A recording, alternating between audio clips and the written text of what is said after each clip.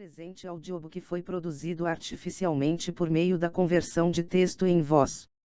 O áudio poderá trazer distorções fônicas por se tratar de uma leitura mecânica. A obra Confissões, de Santo Agostinho é livre de direitos autorais. Qualquer possível infração de texto entre em contato prontamente. Participe do clube de leitura. Para mais informações acesse o site www.domleon.com.br. Se possível, se inscreva no canal e compartilhe. De Santo Agostinho. Confissões. Livro 13º. Capítulo I. Invocação. Eu te invoco, ó meu Deus, minha misericórdia, que me criaste, e que não olvidaste aquele que te esqueceu. Chamo-te a minha alma, que preparas para te receber fazendo-te desejar por ela.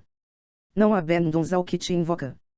Antes mesmo que eu te invocasse, já o tinhas prevenido. Muitas vezes me instaste, falando de mil modos diversos para que te ouvisse de longe, para que me convertesse e invocasse por ti que me chamavas. Senhor, apagaste todos os meus delitos para não ter de punir o que fizeram minhas iníquas mãos, e te antecipaste a meus atos meritórios para me recompensar do que fizeram tuas mãos, que me criaram. De fato, existias antes de mim, e eu não era digno de receber de ti o ser. Contudo, eis que existo, graças à tua bondade que precedeu tudo o que sou e do que me fizeste. Não tinhas necessidade de mim, eu não sou um bem que te possa ser útil, meu Senhor e meu Deus. Se estou a teu serviço, não é porque a ação te cansa ou porque teu poder, privado de meus serviços, diminua, nem porque meu culto seja para ti o que é a cultura para a terra, que sem ela ficaria estéril. Eu devo te honrar para ser feliz em ti, a quem devo meu ser, capaz de felicidade. Capítulo 2. A criação e a bondade de Deus. É pela plenitude de tua bondade que as criaturas subsistem, para que um bem, para ti de todo inútil, ou de nenhum modo igualável a ti, embora saído de ti, continuasse a existir, pois tu o criaste. Com efeito, que poderiam merecer de ti o céu e a terra, que criaste no princípio? E digam, as naturezas espirituais e corpórea, que méritos tinham a teus olhos, que as criaste em tua sabedoria? Que méritos, para receber de ti o ser, que mostram inacabado e informe, quando tendem à desordem e se afastam de tua semelhança. O que é de natureza espiritual, mesmo informe, é ainda superior a um corpo que recebeu forma. Um corpo sem forma é superior ao puro nada. Ora, todas essas coisas continuariam informes em teu verbo, se essa mesma palavra não as recolhesse à tua unidade, comunicando-lhes a forma e a excelência graças apenas a ti, soberano bem. Mas que merecimentos antecipados apresentaram a teus olhos, para existir mesmo informes essas criaturas que, sem que as criasses nem teriam existido. E o que a matéria corporal merecera de ti para existir, mesmo invisível e caótica? Nem mesmo essa existência teria, se não as tivesses criado.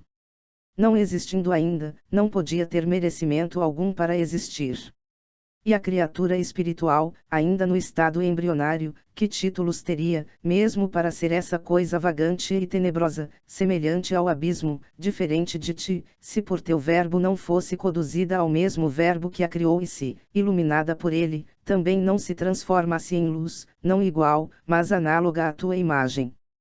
Para um corpo, não é a mesma coisa existir e ser belo, pois de outro modo não poderia viver, e viver sabiamente não são a mesma coisa, porque, se fosse, todo espírito seria imutável em sua sabedoria. Mas seu bem reside em se manter unido a ti, para não perder, afastando-se, a luz que adquiriu com a tua proximidade, tornando-a cair em uma vida semelhante a um abismo de trevas. E também nós, que por nossa alma somos criaturas espirituais, nós nos afastamos de ti, nossa luz, nós fomos outrora trevas nesta vida e ainda padecemos por entre os restos de nossas trevas, até que nos tornamos tua justiça em teu Filho único, como as montanhas de Deus. Pois fomos objetos de teus juízos, que são profundos como abismos.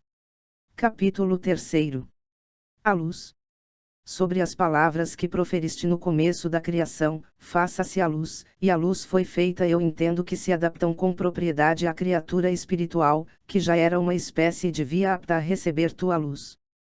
Mas assim como ela não tinha merecido de te ser essa espécie de vida apta a receber a luz, do mesmo modo, uma vez criada, ela como as demais formas não mereceu de ti essa iluminação. Porque sua informidade não te agradaria se não tivesse tornado luz, e isso não se contentando com existir, mas contemplando a luz que a iluminava, unindo-se intimamente a ela. Assim, ela devia a existência e o viver feliz apenas à tua graça, voltada, por uma escolha feliz, para o que não pode mudar nem para melhor, nem para pior. Voltou-se para ti, que és o único que existes, e só o teu ser é simples, pois o viver e a felicidade são para ti a mesma coisa, porque és tua própria felicidade. Capítulo 4. A bondade criadora. Que faltaria, pois, a esse bem, que és tu mesmo, se nenhuma dessas criaturas existisse, ou se tivesse permanecido informes? Tu as criaste, não por ter necessidade delas, nem para aumentar tua felicidade, mas levado pela plenitude de tua bondade, comunicando-lhes uma forma. Na tua perfeição, desagrada-te sua imperfeição, tu as aperfeiçoas para que elas te agradem, e não, com isso, aperfeiçoar a ti mesmo. Com efeito, teu espírito bom pairava sobre as águas, e não era por elas levado como se nelas descansasse. Se diz que teu espírito nelas repousava, mas era ele que as fazia em si. Incorruptível, imutável, bastando-se a si mesma, tua vontade era suspensa acima da vida que tinhas criado, para a qual viver não é o mesmo que viver feliz, porque ela vive, mesmo quando flutua sobre as trevas. Esta vida carece ainda voltar-se para seu Criador, para viver cada vez mais próxima à fonte da vida, para ver a luz na luz divina, e nela aurir perfeição, brilho e felicidade. Capítulo V. A Trindade. Mas eis que me aparece o enigma da Trindade que és, meu Deus. Porque tu, Pai, criaste o céu e a terra no princípio de nossa sabedoria, que é tua sabedoria, nascida de ti, igual e coeterna, a ti, isto é, em teu Filho.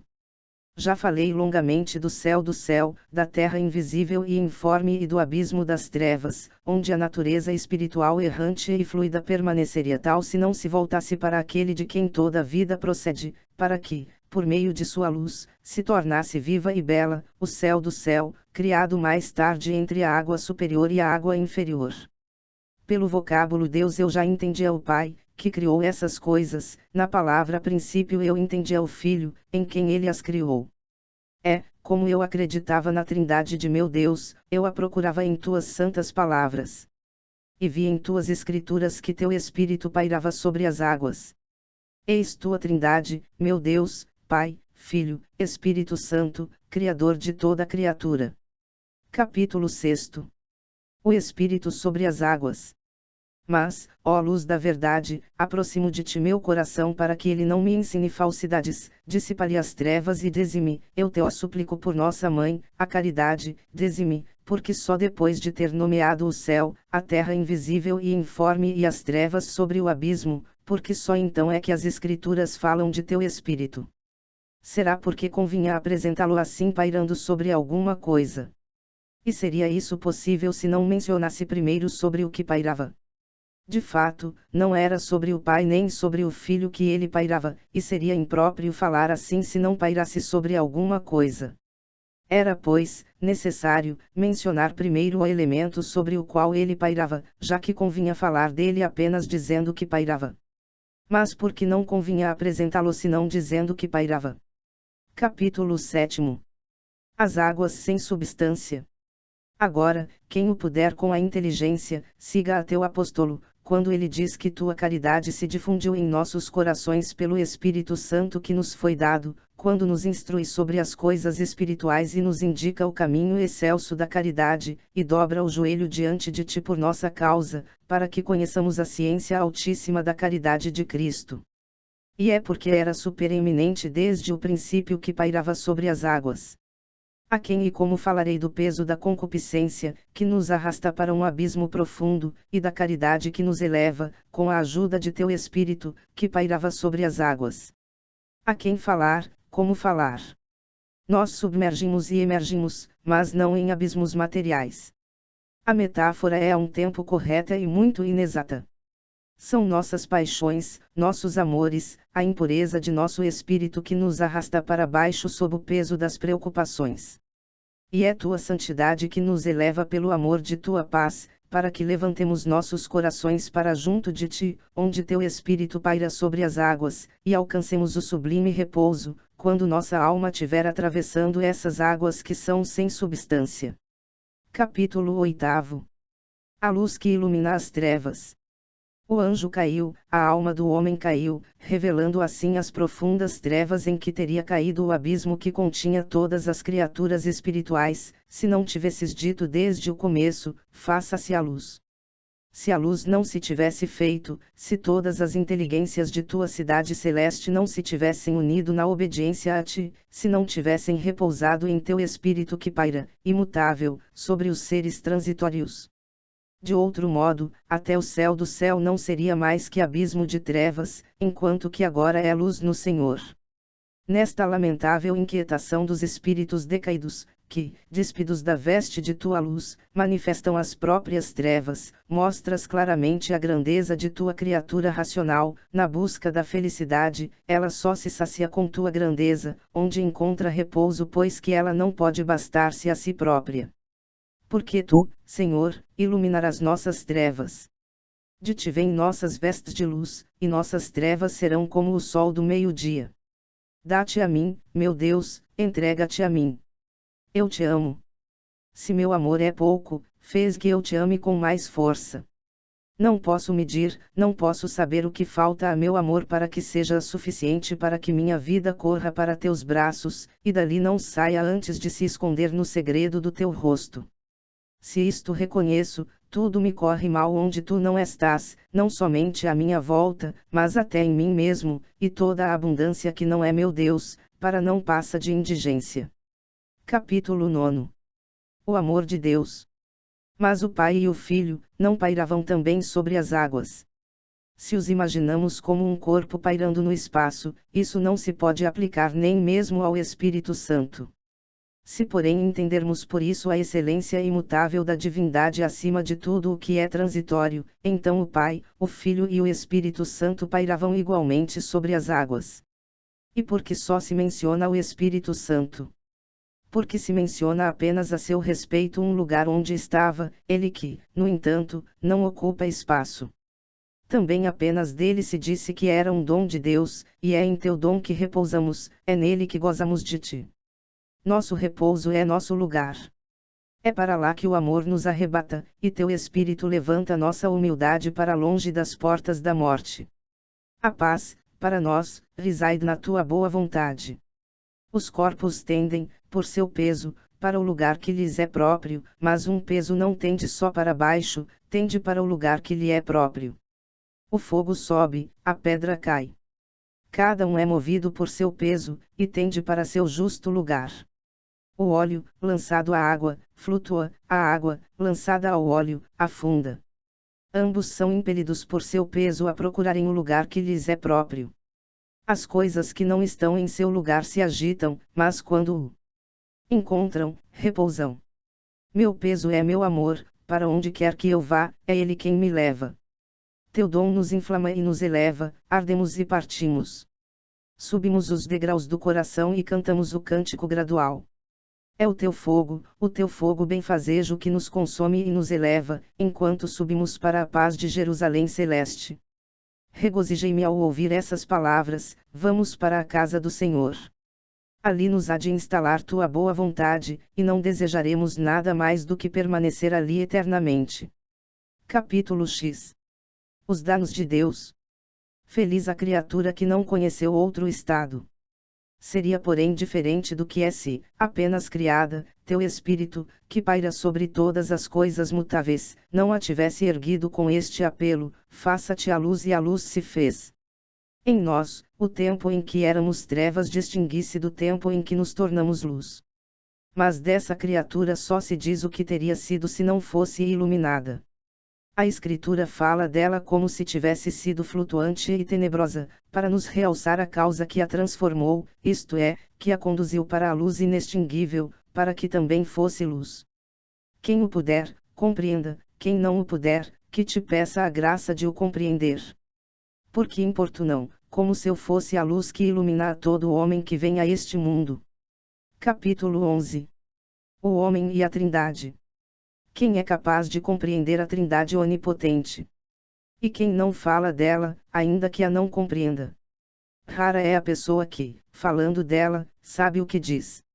Discute-se, disputa-se, mas ninguém sem paz interior contempla esta visão. Quisera que os homens refletissem sobre 3 coisas que têm dentro de si mesmos. Elas diferem muito da Trindade, e eu só as proponho para que as usem como exercício e experiência do pensamento, e com isso compreender como estão longe deste mistério. Eis as 3 coisas: ser, conhecer, querer. Porque existo, conheço, quero e vejo. Eu sou aquele que conhece e quer. Sei que existo e que quero existir e saber. Repare, quem puder, como nessas 3 coisas a vida é indivisível, a unidade da vida, a unidade da inteligência, a unidade da essência, veja a impossibilidade de distinguir elementos inseparáveis e, contudo, distintos. O homem está diante de si mesmo, que ele se examine, veja e me responda. Contudo, por ter encontrado e reconhecido esta analogia, não julgue por isso ter compreendido a essência do ser imutável, que transcende tais movimentos da alma, que existe imutavelmente, conhece imutavelmente e quer imutavelmente. Mas é por causa de tais atributos que em Deus há a Trindade, ou esses 3 atributos pertencem a cada pessoa divina, cada uma sendo assim uma e trina. Ou ambas as coisas são admiravelmente reais, a Trindade, misteriosamente simples e múltipla, sendo para si mesma seu próprio fim infinito, pelo qual existe, se conhece e se basta imutavelmente na magnitude superabundante de sua unidade. Quem conceberá facilmente este mistério? Quem poderia explicá-lo? Quem, temerariamente, ousaria enunciá-lo de algum modo? Capítulo 12. A criação e a Igreja. Ó minha fé, vai adiante em tua confissão. Dais a teu Senhor, Santo, Santo, Santo. É o Senhor, meu Deus. Em teu nome fomos batizados, Pai, Filho e Espírito Santo, em teu nome batizamos, Pai, Filho e Espírito Santo. Também entre nós Deus criou, pelo seu Cristo, um céu e uma terra, isto é, os espirituais e os carnais de sua Igreja. E nossa terra, antes de receber a forma da doutrina, era invisível e informe, e estávamos imersos nas trevas da ignorância, porque castigaste o homem por causa de sua iniquidade, e teus justos juízos são como abismos profundos. Mas porque teu Espírito pairava sobre as águas, tua misericórdia não abandonou nossa miséria, e disseste: faça-se a luz. Fazei penitência, porque está próximo o reino de Deus. Fazei penitência, faça-se a luz. E porque tínhamos a alma conturbada, nos lembramos de ti, Senhor, às margens do Jordão, sobre essa montanha grande como tu, que te tornaste pequeno por nós. Nossas trevas te desagradarão, nós nos voltamos para ti, e a luz se fez. E eis que outrora fomos trevas e que agora somos luz no Senhor.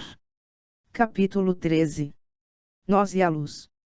Contudo, somos luz apenas pela fé, e não por uma visão clara.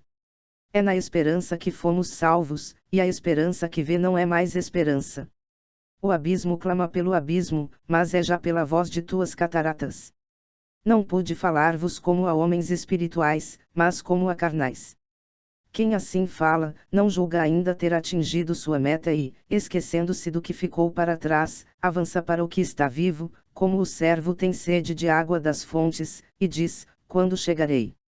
Ele deseja o abrigo de sua morada, que está no céu, e chama o abismo inferior dizendo: não vos conformeis com este mundo, mas reformai-vos renovando o vosso espírito, e não queirais ser crianças na mente, mas sede pequeninos quanto à malícia, para que sejais perfeitos no espírito. E ainda, ó Gálatas insensatos, quem vos fascinou?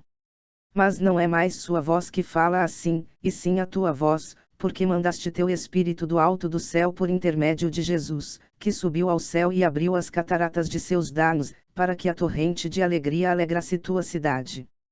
É por essa cidade que suspira o amigo do esposo, ele que já possui as primícias do Espírito, mas que ainda geme, porque está à espera da adoção e do resgate do seu corpo. É por ela que suspira, porque ele é membro da esposa de Cristo, por ela se abrasa em zelo, porque é o amigo do esposo. Zela por ela, não por si mesmo, pois é pela voz de tuas cataratas, e não com sua própria voz, que ele chama pelo outro abismo, objeto de seu zelo e de seus temores. Assim como a serpente enganou Eva com sua astúcia, ele receia que as inteligências débeis se corrompam e se afastem da pureza que está em teu esposo, teu filho único. Quão resplandecente será essa luz, quando o virmos tal como ele é, e quando tiverem passado essas lágrimas que se tornaram o pão de meus dias e de minhas noites, enquanto a cada dia me perguntam, onde está o teu Deus? Capítulo 14. Esperança. Também eu pergunto, onde estás, meu Deus? Onde estás? Respiro um pouco de ti quando minha alma se expande dentro de mim mesmo em gritos de exaltação e de louvor, verdadeiro canto de festa.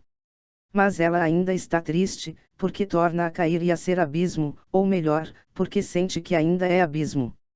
Minha fé, que acendeste à noite para conduzir meus passos, lhe diz, porque está triste, ó minha alma, e porque me perturbas. Espera no Senhor. Seu verbo é uma lâmpada para teus passos. Espera, persevera, até que a noite passe, a noite, mãe dos iníquos, até que passe a ira do Senhor, ira da qual outrora fomos filhos quando éramos trevas.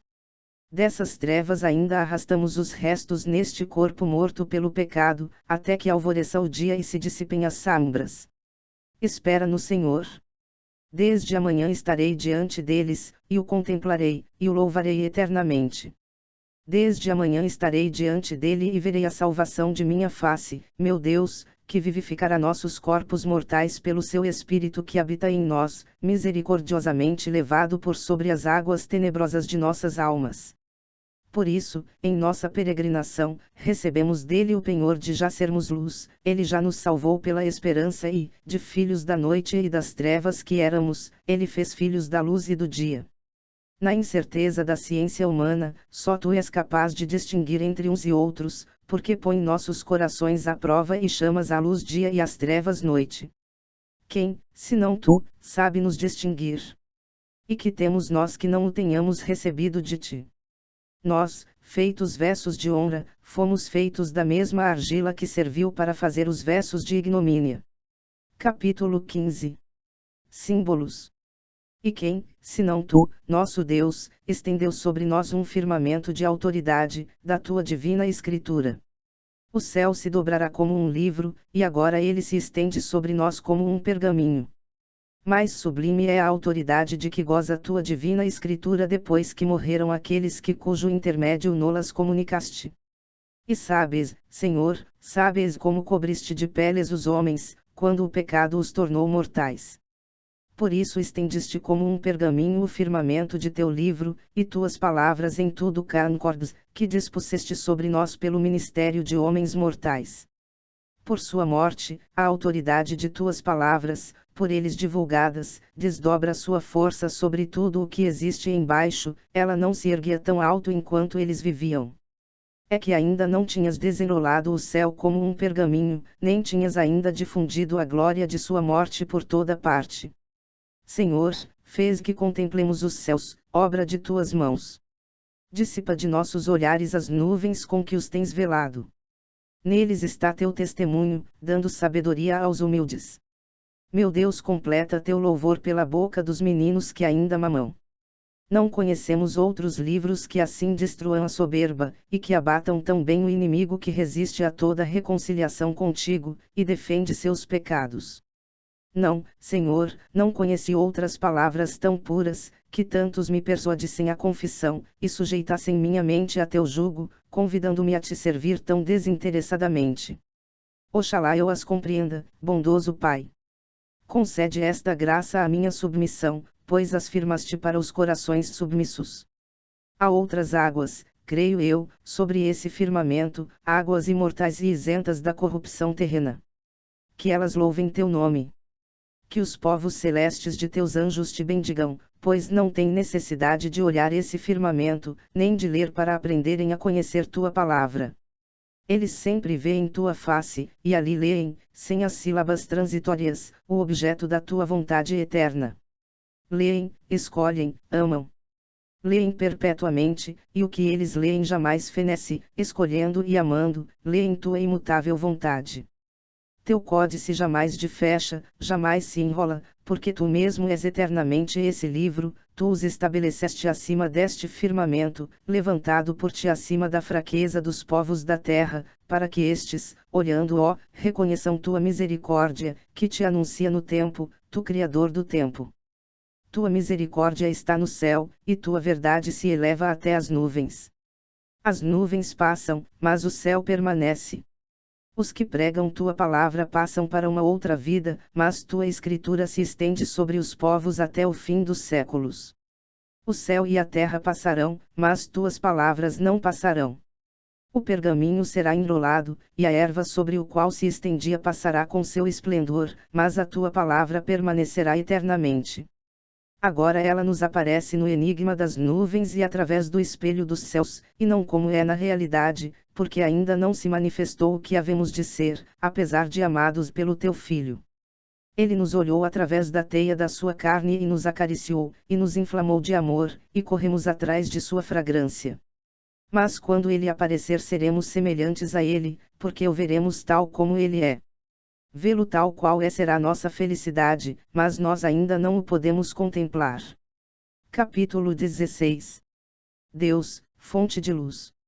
Assim como só tu existes plenamente, só tu possuis o conhecimento absoluto, imutável, com efeito, és em teu ser, imutável em teu saber, imutável na tua vontade. Tua essência sabe e quer imutavelmente, tua ciência é e quer imutavelmente, tua vontade é e sabe imutavelmente. Não é justo a teus olhos que a luz imutável seja conhecida pelo ser mutável, que ela ilumina, como ela se conhece a si própria. Por isso, minha alma é para ti como terra sem água, porque assim como não pode iluminar a si mesma, não se pode saciar por seus próprios meios.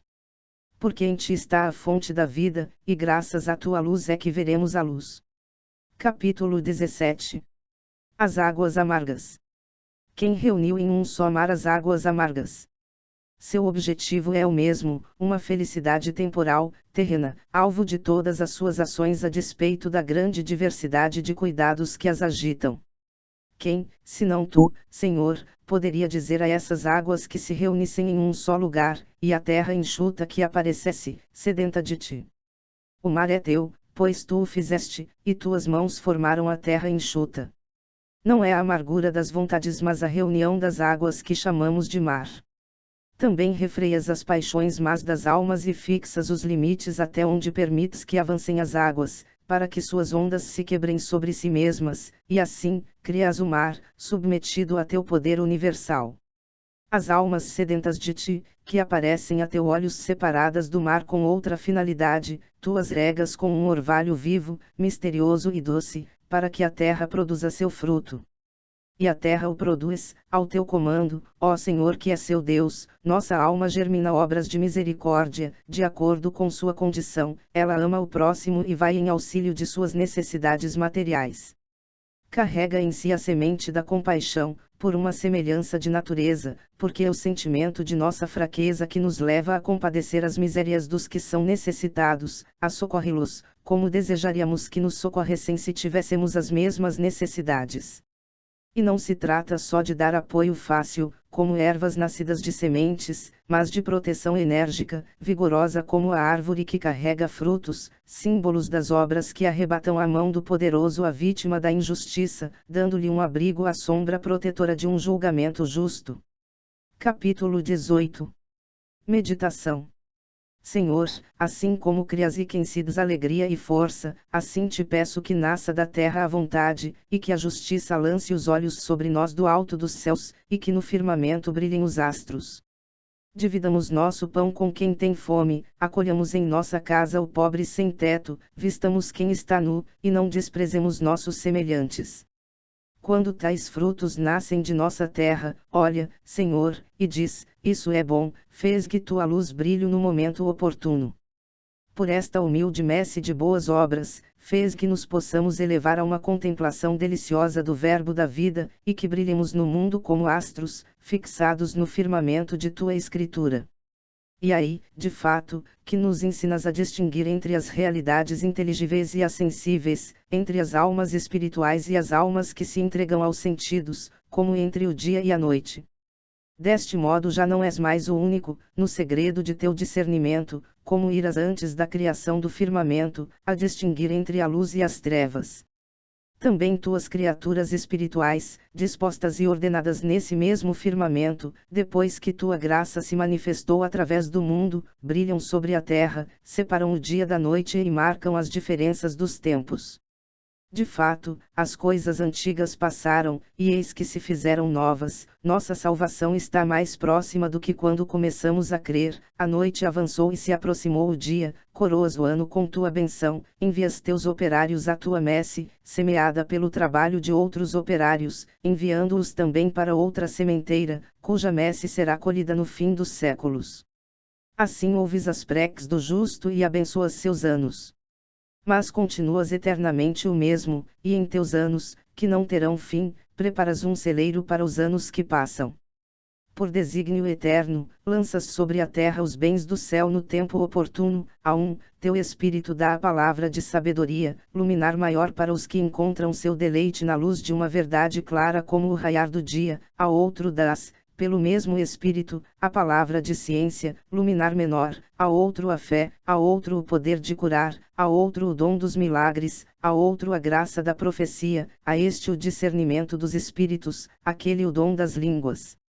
E todos esses dons são como estrelas, são obra de um só e mesmo Espírito, que reparte a cada um os seus dons como lhe agrada, e que faz aparecer tais astros para o bem comum. Mas a palavra de ciência em que estão encerradas todos os mistérios, que variam com o tempo, como varia a lua, e os outros dons que mencionei ao compará-los com as estrelas, diferem a tal ponto desse brilho de sabedoria de que goza o raiar do dia, que não passam de crepúsculo. Contudo, teus dons são necessários àqueles homens, a quem teu prudente servidor não pôde dirigir como a espirituais, mas como a carnais, ele que pregou a sabedoria entre os perfeitos. Quanto ao homem carnal, semelhante a um menino em Cristo, que só se alimenta de leite, que não se julgue abandonado em sua noite, que saiba contentar-se com a luz da lua e das estrelas, até que possa tomar alimento sólido e olhar para o sol. Eis o que nos ensinas em tua sabedoria, nosso Deus, em teu livro, que é teu firmamento, para que distingamos todas as coisas em contemplação admirável, embora ainda estejamos sob a lei dos sinais, dos tempos, dos dias e dos anos. Capítulo 19. Ainda a terra seca. Mas antes, lavai-vos, purificai-vos, arrancai a iniquidade de vossos corações e de meus olhos, para que apareça a terra seca. Aprendei a fazer o bem, sede justos para com o órfão e defendei a viúva, para que a terra produza a erva tenra e árvores cheias de frutos. Vinde e dialoguemos, diz o Senhor, e assim no firmamento do céu se acenderão luminares que brilharão por sobre a terra. Aquele rico perguntava ao bom mestre o que deveria fazer para ganhar a vida eterna. E o bom mestre, que é bom porque é Deus, e não um homem como o rico o considerava, lhe declarou: o que deseja conseguir a vida deve observar os mandamentos, afastar de si a amargura da malícia e da iniquidade, não matar, não cometer adultério, não roubar, não prestar falso testemunho, a fim de que se mostre a terra seca, geradora do respeito do pai e da mãe e do amor do próximo. Tudo isto já fiz, diz o rico. De onde vêm, pois, tantos espinhos, se a terra é fértil? Vai, arranca os espessos emaranhados da avareza, vende teus bens, enriquece-te dando tudo aos pobres, e possuirás um tesouro no céu. Segue o Senhor se queres ser perfeito, junta-te aos que lhe instruem nas palavras de sabedoria, ele que sabe o que se deve dar ao dia e à noite. Também tu o saberás, e eles se tornarão para ti luminares no firmamento do céu. Mas isso não se realizará se ali não estiver teu coração, e teu coração não estará onde não estiver teu tesouro, assim falou teu bom mestre. Mas a terra estéril entristeceu, e os espinhos sufocaram a palavra divina.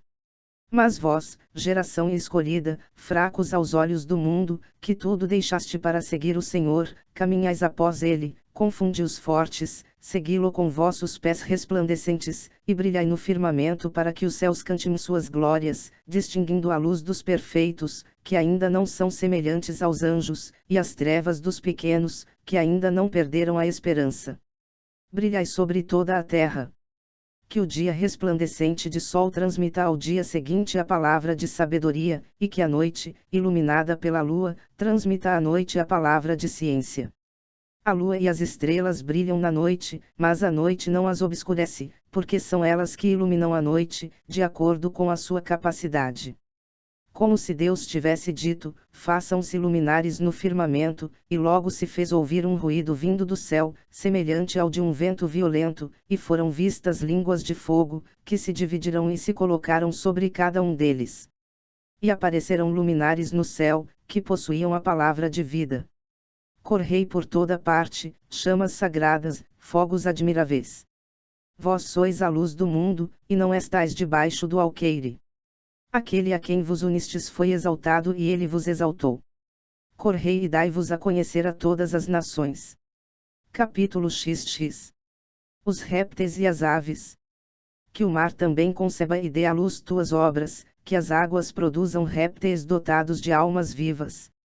De fato, separando o precioso do vil, vos tornastes a boca de Deus, pela qual ele diz: produzam as águas, não a alma viva, filha da terra, mas répteis dotados de almas vivas, e pássaros que voam sobre a terra.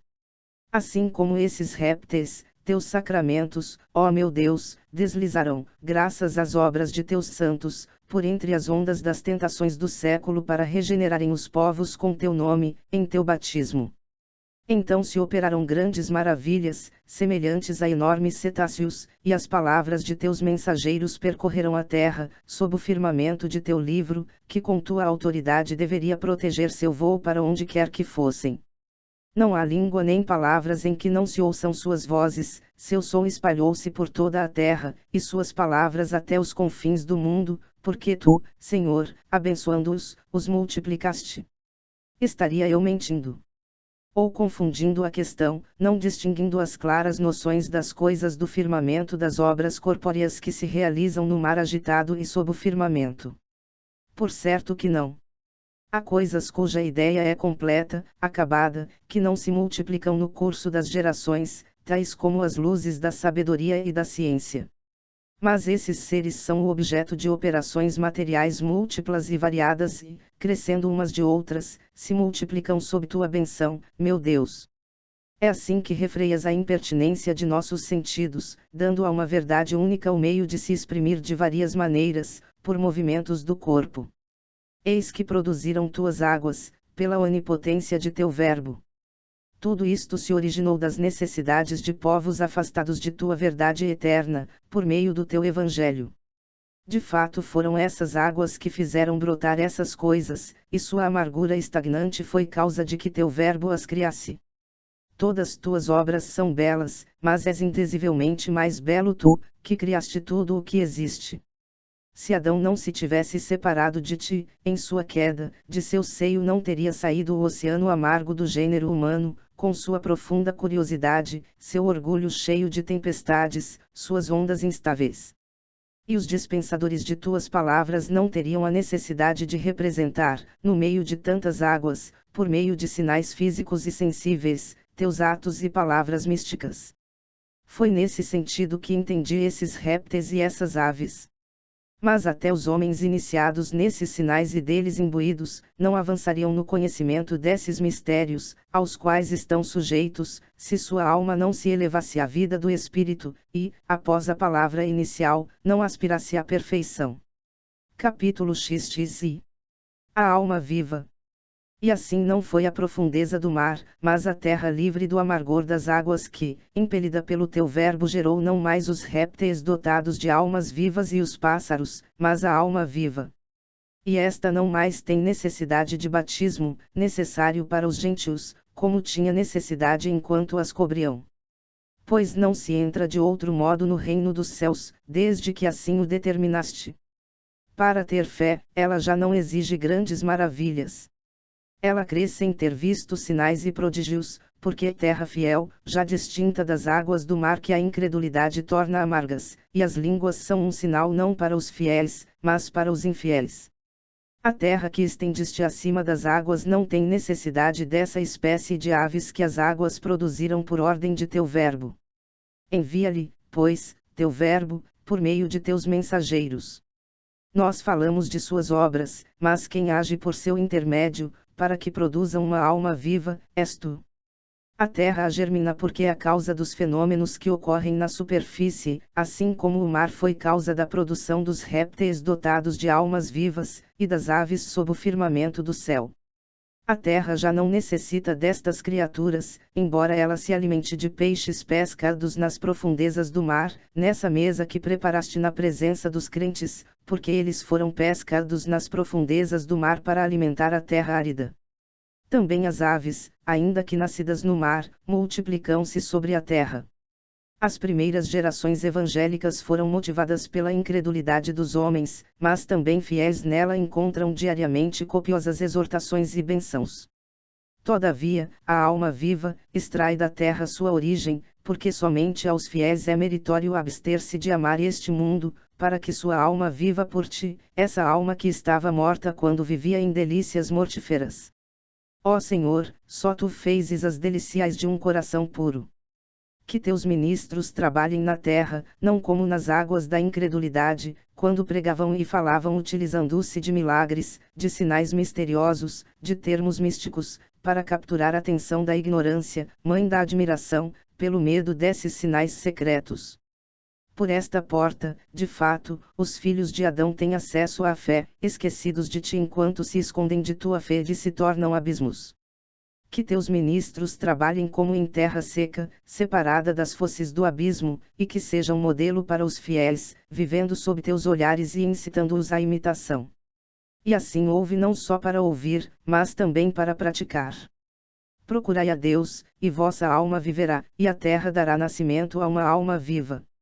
Não vos conformeis com este mundo em que vivemos, abstendo-vos dele. A alma vive evitando as coisas cujo desejo causa-lhe a morte. Abstende-vos das violências selvagens da soberba, das ociosas voluptuosidades da luxúria, da falsidade que engana em nome da ciência, para que os animais ferozes sejam domesticados, os brutos domados e para que as serpentes sejam inofensivas. Todos representam alegoricamente os movimentos da alma humana.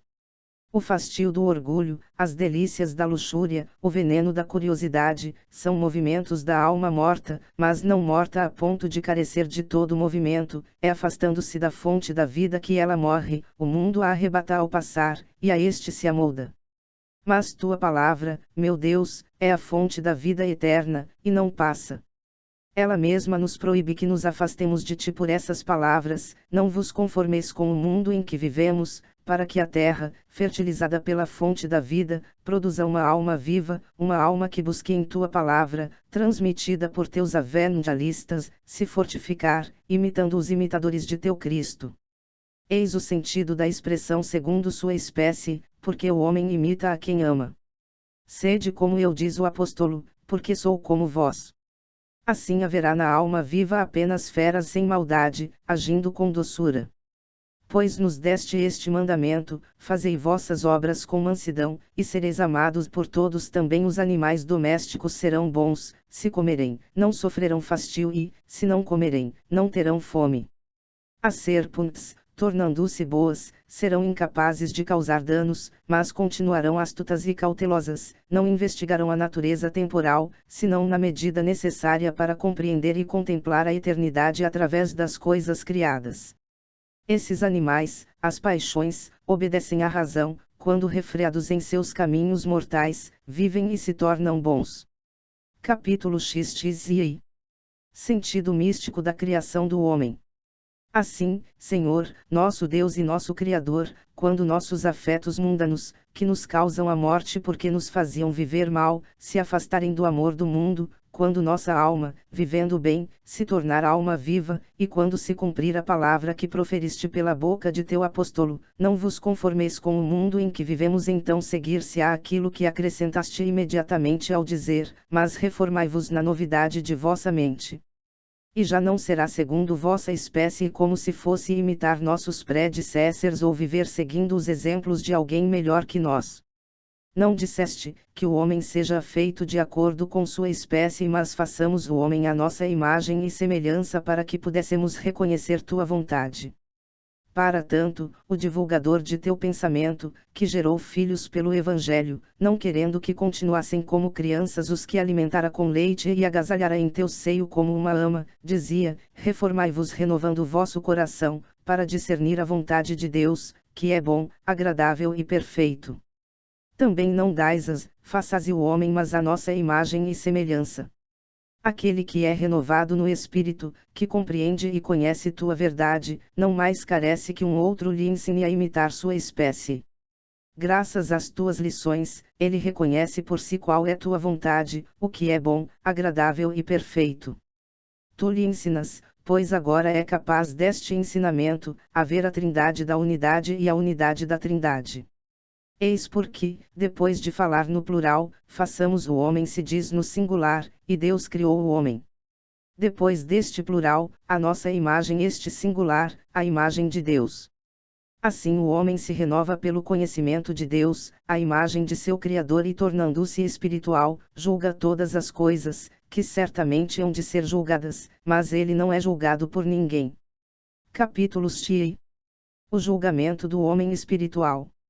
Ele julga tudo, significa que tem autoridade sobre os peixes do mar, sobre os pássaros do céu, sobre os animais domésticos e selvagens, sobre toda a terra e sobre todos os répteis que nela se arrastam. Exerce esse poder pela inteligência, pela qual percebe as coisas que são do Espírito de Deus. Mas, elevado a tão grande honra, o homem não entendeu sua dignidade, igualou-se aos jumentos insensatos, tornando-se semelhante a eles. Por isso, na tua igreja, Senhor, pela graça que lhe concedeste, pois somos obra tua, e criados para obras boas, tanto os que governam como os que obedecem segundo o Espírito têm o dom de julgar. Porque assim fizeste a criatura humana homem e mulher, em tua graça espiritual, onde não há distinção conforme o sexo, nem judeu nem grego, nem escravo nem homem livre. Os espirituais, portanto, tanto os que presidem como os que obedecem, julgam espiritualmente.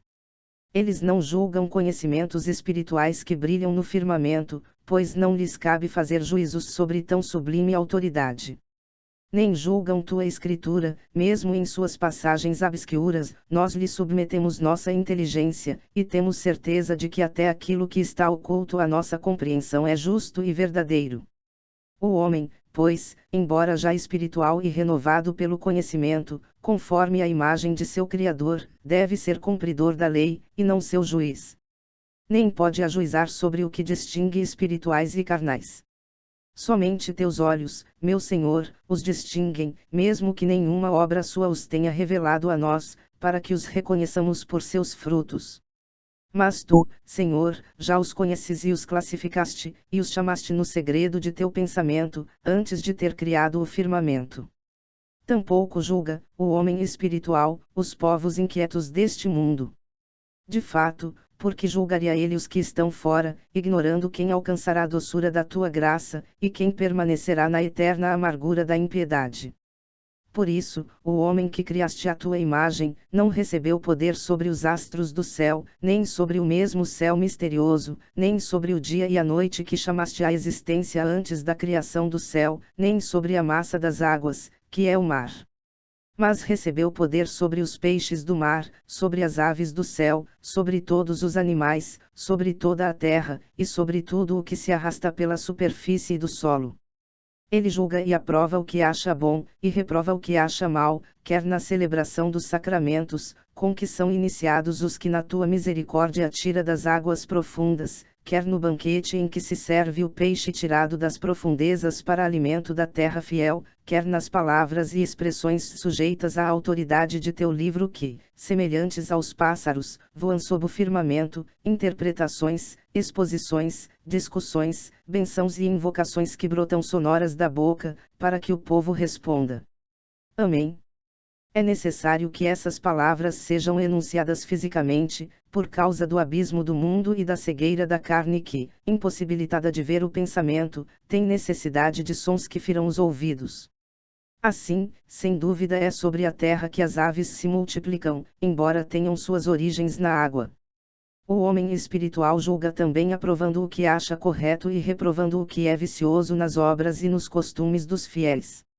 Julga das suas esmolas, comparáveis aos frutos da terra, ele julga a alma viva pelas paixões domadas pela castidade, os jejuns, e pelos pensamentos piedosos, na medida em que essas coisas se manifestam aos sentidos do corpo. Em resumo, é juiz de tudo o que pode se corrigir. Capítulos Tiv. Crescei e multiplicai-vos. Mas que é isto? Que mistério é este? Abençoas os homens, Senhor, para que eles cresçam, se multipliquem, e encham a terra. Não queres nisto dar-nos a entender alguma coisa? Porque não abençoaste também a luz, que chamaste dia, nem a terra, nem o mar? Eu diria, meu Deus, que nos criaste à tua imagem, diria que quiseste conceder especialmente ao homem esta benção, se não houvesses abençoado igualmente os peixes e os cetáceos, para que cresçam, se multipliquem, encham as águas do mar, e os pássaros para que se multipliquem sobre a terra. Afirmaria ainda que essa benção foi reservada às espécies vivas que se reproduzem por meio de geração, caso a encontrasse também nas árvores, nas plantas, nos animais da terra. Mas não foi dito nem às plantas, nem às árvores, nem aos répteis, crescei e multiplicai-vos, embora todas essas criaturas se multipliquem pela procriação, como os peixes, os pássaros e os homens, conservando assim sua espécie. Quer dizer, então, ó minha luz, ó verdade, que tais palavras carecem de senso e foram ditas em vão. De nenhum modo, ó Pai de misericórdia. Longe de mim, longe do servidor de teu verbo, uma tal afirmação. Apenas não compreendo o sentido dessas palavras, e espero que os melhores que eu, ou seja, os mais inteligentes, a entendam melhor, segundo a sabedoria que deste, meu Deus, a cada um. Que te agrade ao menos a confissão, que faço diante de ti, de minha certeza de que não falaste em vão aquelas palavras. Não calarei as reflexões que me sugere a leitura dessas palavras. O que penso é verdadeiro, e nada vejo que impeça de explicar assim os textos figurados de teus livros. Sei que sinais corporais podem exprimir de vários modos uma ideia que o espírito concebe em um só sentido, uma ideia expressa de um só modo. Como exemplo, se há ou a simples ideia do amor de Deus e do próximo. Quantos símbolos, quantas línguas, e em cada uma inúmeras locuções lhe dão uma expressão concreta. É assim que crescem e se multiplicam os peixes das águas. E note ainda nisto, meu leitor. Há uma frase que a Escritura declara de uma só forma, e que a voz fala apenas dessa maneira: no princípio criou Deus o céu e a terra, e não pode a frase ser interpretada diversamente, descartando o erro ou o sofisma conforme os diversos pontos de vista legítimos. É assim que crescem e se multiplicam as gerações dos homens. Se consideramos a natureza das coisas, não alegoricamente, mas em sentido próprio, a sentença, crescei e multiplicai-vos, se aplica a todas as criaturas que nascem de uma semente. Se, ao contrário, a interpretamos em sentido figurado, como penso que foi a intenção da Escritura, que não limita inutilmente essa benção aos peixes e aos homens, encontramos então multidões de criaturas espirituais e temporais, como no céu e na terra, de almas justas e injustas, como na luz e nas trevas, de escritores sagrados que nos anunciaram a lei, como no firmamento estabelecido entre as águas, na sociedade amargurada dos povos, como no mar, no zelo das almas piedosas, como em terra enxuta, nas obras de misericórdia praticadas nesta vida, como nas plantas que nascem de semente e nas árvores frutíferas, nos danos espirituais concedidos para o bem de todos, como nos luminares do céu, nas paixões dominadas pela temperança, como na alma viva. Em todas essas coisas encontramos multidões, fecundidade, crescimento. Mas que esse crescimento e essa proliferação exprimam uma mesma ideia de vários modos e que uma só expressão possa ser entendida de muitas maneiras, esse fato, apenas o encontramos nos sinais sensíveis e nos conceitos intelectuais. Os sinais corpóreos, originados da profundidade de nossa cegueira carnal, correspondem, segundo penso, às gerações das águas, os conceitos intelectuais, gerados pela fecundidade da inteligência, simbolizam, me parece, as gerações humanas. E é por isso, Senhor, creio que disseste tanto às águas como aos homens, crescei e multiplicai-vos nessa benção, penso que nos deste a faculdade, o poder de formular de várias maneiras uma única ideia, e de compreender também de muitas maneiras uma expressão única, mas obscura. É assim que as águas do mar se povoam, e não se moveriam sem as várias interpretações das palavras. É assim que a terra se povoa de gerações humanas, sua aridez se fecunda pela sua paixão da verdade, sob o poder da razão. Capítulo XXV. Os frutos da terra. Quero ainda dizer, Senhor meu Deus, o que me inspiram as palavras que seguem da tua escritura. E o farei sem medo, porque direi a verdade, pois não vem de ti, por acaso, a inspiração do que queres que eu diga. Não creio que eu possa dizer a verdade se tu não me inspirares, pois tu és a própria verdade, e todo homem é mentiroso. Por isto, quem mente fala do que é seu. Logo, para falar a verdade, só falarei o que me inspiras. Tu nos deste para alimento todas as ervas que produzem semente e que cobrem a terra, e todas as árvores que contêm em si, em germe, seus frutos. E não foi somente a nós que deste esse alimento, mas também às aves do céu, aos animais da terra e aos répteis, mas não aos peixes e aos grandes cetáceos. Dissemos que esses frutos da terra significam e representam alegoricamente as obras de misericórdia, que a terra fecunda produz para as necessidades desta vida. Era semelhante a uma terra assim o piedoso Onesíforo, cuja casa recebeu a graça de tua misericórdia, porque muitas vezes assistirá a teu Paulo, sem se envergonhar por suas cadeias. É o mesmo que fizeram os irmãos que, de Macedônia, lhe forneceram o que lhe era necessário, produzindo também abundante fruto.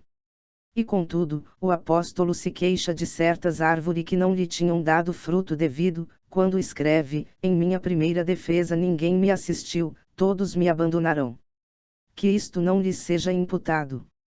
Tais frutos são devidos aos que nos ministram doutrina racional, ajudando-nos a compreender os mistérios da vida. E nós lhes devemos exemplos de todas as virtudes, e também lhes devemos os frutos como a pássaros do céu, por causa das bênçãos que distribuem abundantemente sobre a terra, pois sua voz se fez ouvir por toda a terra. Capítulo XXV. O dom e o fruto. Nutrem-se com esses alimentos os que neles se alegram, não encontram neles alegria os homens cujo Deus é seu ventre. E até entre os que ofertam esses frutos, o fruto não é o que eles dão, mas o espírito com que o oferecem. Por isso, naquele que servia a seu Deus e não a seu ventre percebo claramente a fonte de sua alegria, e participo fortemente de seu regozijo. Paulo recebera os presentes que os filipenses lhes tinham mandado por intermédio de Epafrodito. Vejo bem a razão de sua alegria.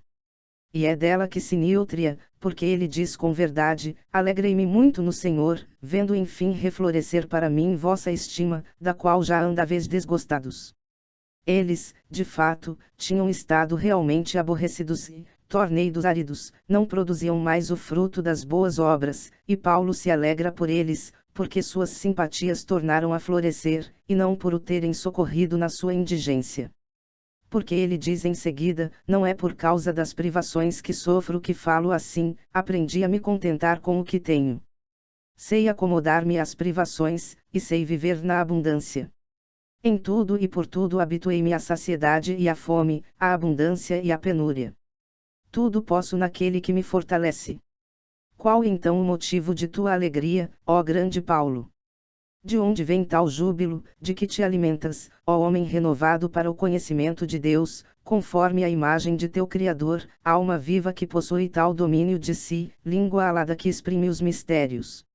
É certamente a tais almas que se deve este alimento. O que foi para ti esse alimento substancioso? A alegria.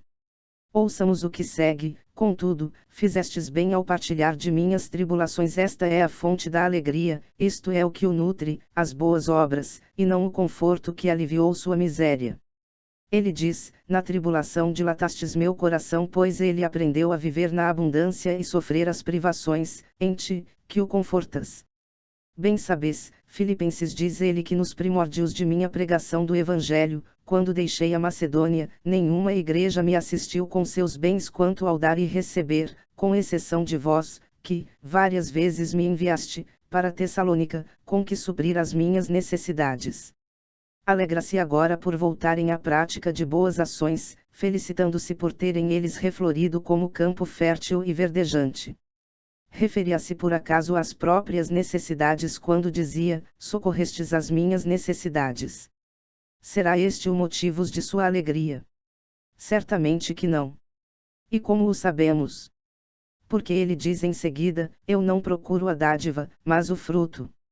Aprendi de ti, meu Deus, a discernir a dádiva do fruto. O dom é a própria coisa dada por aquele que acode às nossas necessidades, é o dinheiro, a comida, a bebida, a roupa, um abrigo, e auxílio. O fruto é a vontade boa e reta do doador. O bom mestre não se limita a dizer: aquele que receber um profeta, mas acrescenta: aquele que receber um justo, mas acrescenta, na qualidade de justo. E assim, aquele receberá a recompensa do profeta, e o outro, a do justo. Ele não diz apenas: aquele que der um copo de água fresca a um de meus pequeninos, mas acrescenta: na qualidade de discípulo. E prossegue: na verdade vos digo, este não ficará sem recompensa. Dom é receber o profeta, receber o justo, dar um copo de água fresca a um discípulo, fruto é fazer isso em consideração de sua qualidade de profeta, de justo, de discípulo. É com este fruto que Elias era alimentado pela viúva, ela sabia que alimentava um homem de Deus, e é por isso que o fazia. Os alimentos, porém, que lhe eram levados pelo corvo, não passavam de dom, e não era o Elias interior, mas o Elias exterior que recebia esse alimento, o que poderia morrer se lhe faltasse esse alimento. Capítulo 6. Peixes e cetáceos. Por isso, Senhor, direi diante de ti a verdade. Por vezes, ignorantes e infiéis que, para serem iniciados e conquistados para a fé, precisam desses rituais de iniciação e de milagres mirabolantes, simbolizados, a meu ver, pelos peixes e pelos cetáceos, acolhem teus servos e os socorrem, ou os auxiliam nas necessidades da vida presente, sem saber por que o fazem nem em vista de que devem agir. Desse modo, nem aqueles os alimentam, nem estes são alimentados por eles, pois os primeiros não são movidos por vontade santa e reta, e os segundos não se alegram com os danos recebidos, não descobrindo neles fruto algum. Ora, a alma só se alimenta com o que lhe traz alegria. É esta a razão pela qual os peixes e os cetáceos se nutrem de alimentos que a terra só pode produzir depois de separados e purificados de amargura das águas do mar. Capítulo 6. A bondade da criação. Viste, meu Deus, que tudo o que criaste te pareceu excelente. Também nós vemos tua criação, e ela nos parece excelente. Para cada espécie de obra criada, disseste: faça-se, e quando elas se fizeram, viste que eram boas. 7 vezes está escrito: eu as contei, que viste a excelência de tua obra, e na 8ª vez contemplaste toda a criação, e disseste que, no seu conjunto, era não apenas boa, mas muito boa. Tomadas separadamente, tuas obras eram boas, consideradas em seu conjunto, elas eram boas e até excelentes. O mesmo julgamento se pode fazer da beleza dos corpos. Um corpo, formado de membros todos belos, é muito mais bonito que cada um desses membros cuja harmoniosa organização forma o conjunto, embora, considerados à parte, também eles tenham sua beleza própria. Capítulo 6. A palavra de Deus e o tempo. Procurei ver com atenção se forma 7 ou 8 as vezes que constataste a bondade de tuas obras quando elas te agradarão. Mas não encontrei uma sequência temporal, não tua visão, de onde pudesse deduzir que foi esse o número de vezes que viste tuas criaturas. Então disse: Senhor, não será verdadeira tua escritura, inspirada por ti, que és a própria verdade? Porque então me dais as que tua visão das coisas não está sujeita ao tempo, enquanto tua escritura me diz que dia por dia viste a bondade de tuas obras. E calculei quantas vezes o fizeste. A isto me respondes, porque és meu Deus, falando com voz forte no ouvido interior de teu servo, rompendo minha surdez, me exclamas, ó homem, o que minha escritura diz, isto digo eu. Mas ela fala no tempo, enquanto este não atinge o meu verbo, que permanece em mim, eterno como eu.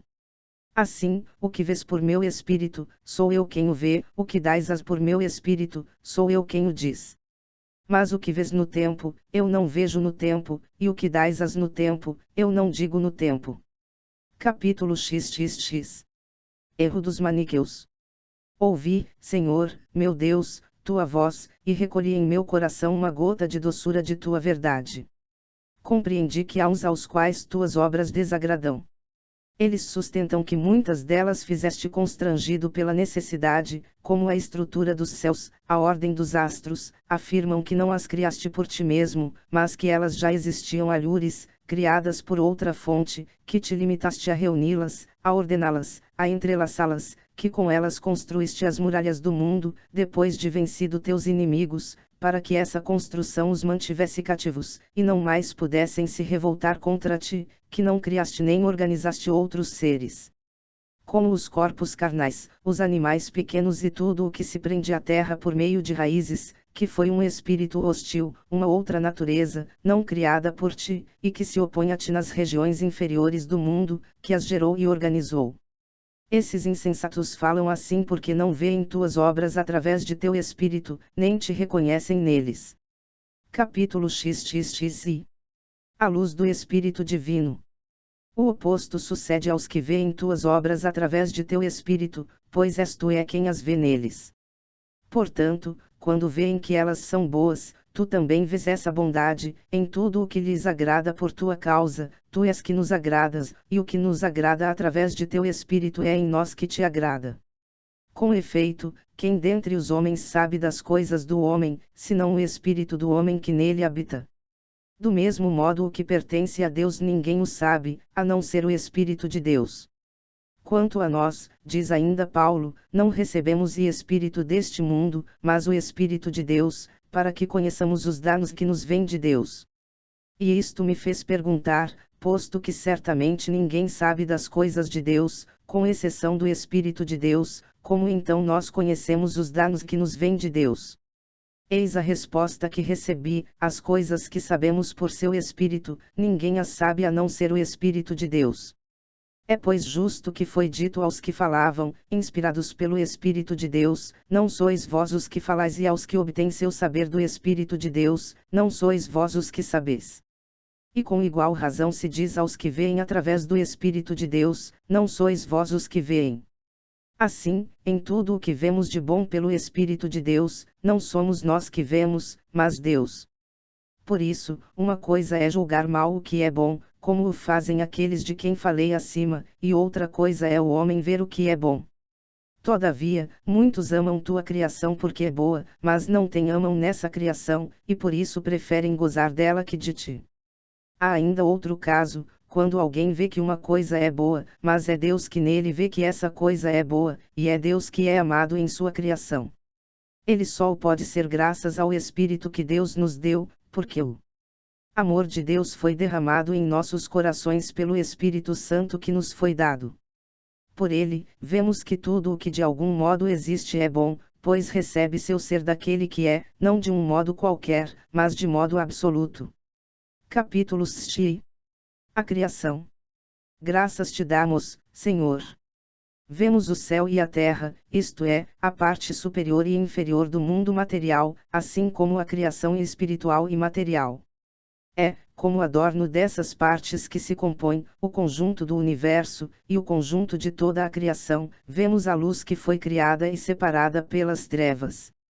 Vemos o firmamento do céu, tanto o que está situado entre as águas espirituais superiores e as águas materiais inferiores, como ainda esses espaços de ar, chamados também de céu, onde volitam as aves do céu entre as águas que se evoluem em vapors, e nas noites serenas se condensam em orvalho, e as que correm pesadas sobre a terra.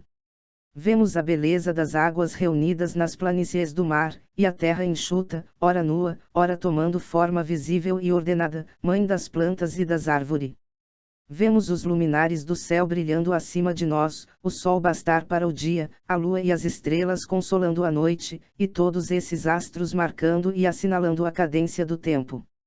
Vemos o elementos úmido habitado por peixes, monstros, animais alados, porque a densidade do ar que sustenta o voo dos pássaros é aumentada pela evaporação das águas. Vemos a face da terra embelezar-se de animais terrestres, e o homem, criado à tua imagem e semelhança, Senhor de todos os animais irracionais, precisamente porque foi feito à tua imagem e se assemelha a ti, em virtude da razão e da inteligência.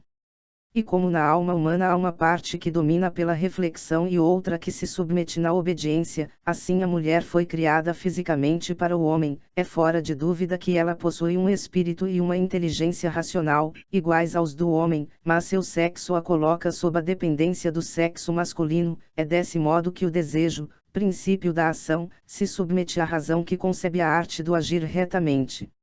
Eis o que vemos, e que cada uma dessas coisas, tomadas por si, são boas, e que todas, em seu conjunto, são muito boas. Capítulos Xi. A matéria e a forma. Que tuas obras te louvem para que te amemos. Que nós te amemos, para que tuas obras te louvem. Elas têm seu princípio e fim no tempo, seu nascimento e morte, seu progresso e decadência, sua beleza e sua imperfeição. Elas têm, portanto, sucessivamente sua manhã e sua noite, umas oculta, outras, manifestamente. Foram feitas por ti do nada, não de tua substância, nem de nenhuma substância estranha ou inferior a ti, mas de matéria concriada, isto é, criada por ti ao mesmo tempo em que lhe deste forma, sem nenhum intervalo de tempo. Sem dúvida a matéria do céu e da terra é uma coisa, e sua forma é outra, a matéria tu a fizeste do nada, a forma, tu a tiraste da matéria informe. Contudo, criaste uma e outra a um só tempo, de maneira que entre a matéria e a forma não houvesse nenhum intervalo de tempo. Capítulos Shiv. Alegoria da criação. Também meditei sobre o significado simbólico da ordem pela qual se fez tua criação e da ordem pela qual a Escritura relata. Vimos que tuas obras, consideradas cada uma em si, são boas, e em seu conjunto, muito boas. Em teu Verbo, em teu Filho único, vimos o céu e a terra, a cabeça e o corpo da Igreja, predestinadas antes de todos os tempos, quando ainda não havia nem manhã, nem tarde. Depois começaste a executar no tempo o que predestinaste antes do tempo, a fim de revelar teus desígnios ocultos e de dar ordem às nossas desordens porque pesavam sobre nós nossos pecados, e nos perdíamos longe de ti em voragens de trevas. Teu Espírito misericordioso pairava sobre nós, para nos socorrer no momento oportuno. Justificaste os ímpios, tu os separaste dos pecadores e confirmaste a autoridade de teu livro entre os superiores, que te eram dóceis, e os inferiores, para que a eles se submetessem. Reuniste em um corpo único, de mesmas aspirações, a sociedade dos infiéis, para que aparecesse o zelo dos fiéis fecundo em obras de misericórdia, e distribuindo aos pobres os bens da terra para adquirir os do céu. Acendeste então os luzeiros no firmamento, teus santos, que possuem a palavra de vida e brilham pela sublime autoridade dos seus danos espirituais.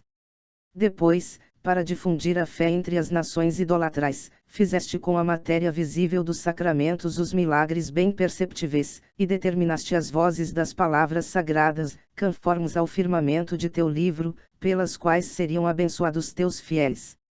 Formaste depois a alma viva dos fiéis, pela disciplina das paixões bem ordenadas e pelo vigor da continência. Por fim renovaste a alma, que não estava sujeita senão a ti, e que não tinha mais necessidade de nenhuma autoridade humana para imitar, a tua imagem e semelhança, submeteste, como a mulher ao homem, a atividade racional ao poder da inteligência. Quiseste que a teus ministros que são necessários ao progresso dos fiéis nesta vida, que esses mesmos fiéis propiciassem o necessário para suas necessidades temporais, obras valiosas de caridade, cujos frutos colherão no futuro. Vemos todas essas coisas, e todas são muito boas, porque tu as contemplas em nós, tu que nos deste o Espírito, para que por ele pudéssemos vê-las e amar-te nelas. Capítulo XXXV. Prece. Senhor Deus, tu que nos deste tudo, concede-nos a paz do repouso, a paz do sábado, a paz do ocaso. De fato, esta formosíssima ordem de coisas muito boas, passará quando atingir o termo de seu destino, e terá sua tarde como teve seu amanhecer. Capítulo 6. O repouso de Deus. O sétimo dia, porém, não tem crepúsculo, não entardece porque o santificaste para que se prolongue eternamente.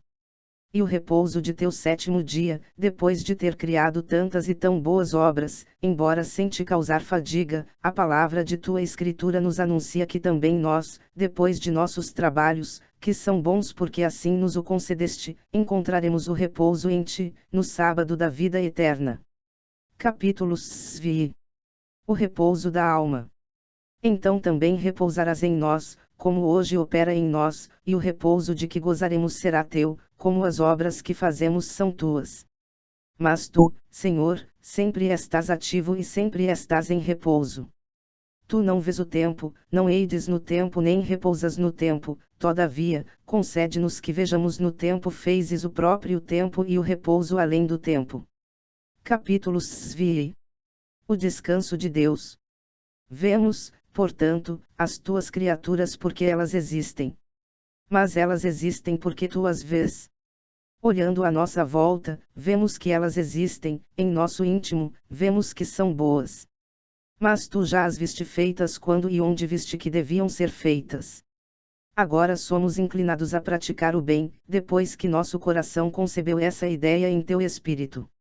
Outrora estávamos inclinados ao mal, desertando de ti. Tu, porém, ó Deus, único bem, nunca cessaste de nos fazer o bem. Por tua graça, algumas de nossas obras são boas, mas não são eternas. Esperamos, depois de realizá-las, repousar em tua grande santificação. Mas tu, que não precisas de nenhum outro bem, estás sempre em repouso, porque és teu próprio repouso. Que homem poderá dar ao homem a compreensão desta verdade? Que anjo a outro anjo? Que anjo ao homem? É a ti que devemos pedir, e em ti é que a devemos buscar, é a tua porta que devemos bater. E somente assim receberemos, somente assim encontraremos, somente assim se nos abrirá tua porta. O presente audiobook que foi produzido artificialmente por meio da conversão de texto em voz. O áudio poderá trazer distorções fônicas por se tratar de uma leitura mecânica. A obra Confissões, de Santo Agostinho é livre de direitos autorais, qualquer possível infração de texto entre em contato prontamente. Participe do clube de leitura, para mais informações acesse o site www.domleon.com.br. Se possível, se inscreva no canal e compartilhe.